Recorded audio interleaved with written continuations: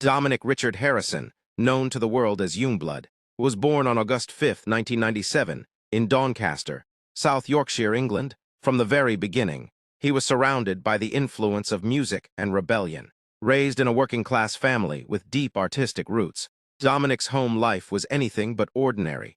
His father, Justin Harrison, owned a guitar shop and had once performed in a band, while his grandfather toured with the legendary glam rock group T-Rex. Music was more than a backdrop, it was an inheritance. From an early age, Dominic's world was painted in electric guitars, vinyl records, and lyrical rebellion. Growing up in Doncaster, a northern English town often overlooked by the media and culture at large, Dominic felt the weight of limitation. The town shaped him, for better or worse, into someone deeply aware of being other. He was loud, energetic, hyper-curious. He questioned authority, challenged teachers, and refused to sit still. Diagnosed with ADHD at a young age, he struggled in traditional school settings, often feeling alienated and misunderstood. Where others saw disobedience, he felt a storm inside him that needed to break free. His emotions were always close to the surface, explosive, passionate, unapologetic. He wasn't made for silence, he was made for sound. Music quickly became his refuge. By the age of 2, he was strumming toy guitars.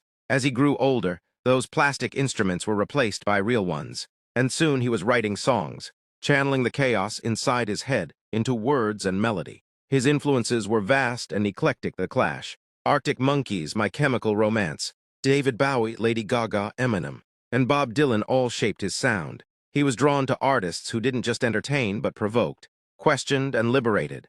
His taste reflected his belief that genre was a cage and that true music lived in honesty, not in labels. After briefly studying at the Arts Educational School in London, where he focused on acting and performance, Dominic began to hone in on music as his true calling. He moved away from scripted theater and into the wild, unscripted world of self-expression. In 2017, under the moniker Yungblud, he released his debut single King Charles, a biting critique of corrupt leadership and societal decay.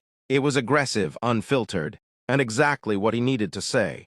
The name Yungblud wasn't chosen lightly. It was a nickname that had followed him through childhood, referencing his youthful energy, but he embraced it as a mission statement. He would be the voice of the new blood, those too often dismissed, ignored, or told to stay quiet. As his early singles gained traction, people began to take notice. He was loud. He was different. He wore skirts, painted his nails, shouted his lyrics, and cried on stage.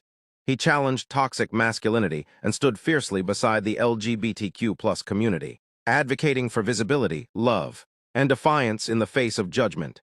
Fans didn't just hear his music, they felt seen by it. His concerts began to sell out.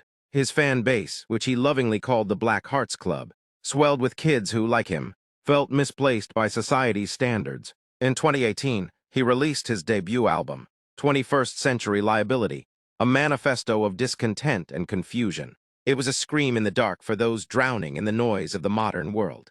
Tracks like Psychotic Kids, California, and Polygraph Eyes didn't hold back. He sang about mental illness, consent, political corruption, and the pressure of fitting into a society that made no room for difference.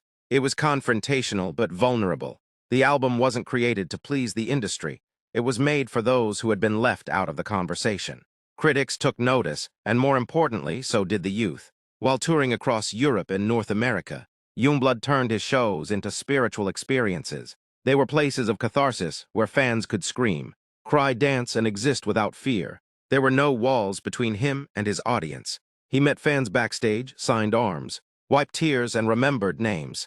These weren't casual followers. They were survivors of trauma, pain, and exclusion, drawn to someone who told them they had value. For many, his music became a lifeline, and for Yungblud, that responsibility was sacred. 2019 marked a major turning point. Yungblud teamed up with Halsey and Blink-182 drummer Travis Barker for the explosive single 11 Minutes. The song was a critical and commercial success, introducing him to a wider American audience and pushing his music into the mainstream without compromising its edge. That same year, he released The Underrated Youth, an EP that took his themes of rebellion and identity even further. The song Hope for the Underrated Youth became an anthem. He wasn't just speaking to a generation, he was screaming alongside them. His lyrics became protest signs. His voice became a rallying cry. His collaboration with Machine Gun Kelly on I Think I'm Okay cemented his place among modern rock's disruptors.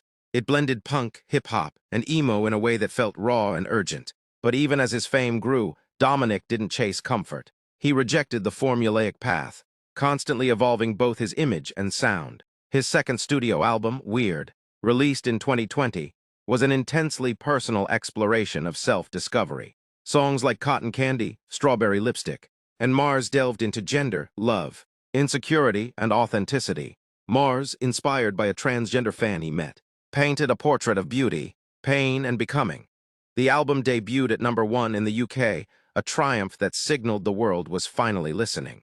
When the COVID-19 pandemic hit and live shows were cancelled, Yungblud refused to disconnect. He created the Yungblud Show, a live-streamed variety experience that featured music, fan interactions, mental health discussions, and guest stars, more than just content. The show became a space of healing. He knew his fans were struggling in isolation, and he opened a digital door where they could find community, hope, and loud music to scream along to. He also released covers, exclusive performances, and behind-the-scenes content, never once losing his connection with the people who needed him most. In 2022, he released his third album, simply titled Yungblud. It marked the arrival of an artist fully aware of his identity. Tracks like The Funeral and Don't Feel Like Feeling Sad Today were both playful and profound. The album explored self-worth, legacy, and the unspoken pressure to stay on in a world that never stops watching. It was a bold declaration that the boy from Doncaster had grown into a man, but one who hadn't lost the urgency in his voice. Outside of music, Yungblud expanded into fashion, activism, and mentorship. He partnered with major fashion brands, but always on his own terms, using the platforms to advocate for freedom of expression and challenge gender norms. He launched his own merchandise line, created limited edition zines, and even announced plans for a future record label to uplift marginalized voices. He began speaking on panels, appearing on talk shows, and stepping into the role of a generational leader, not because he asked for it, but because his fans had chosen him. His story is far from simple. Behind the screaming crowds and punk outfits is a young man who has battled depression, loneliness, heartbreak, and self-doubt.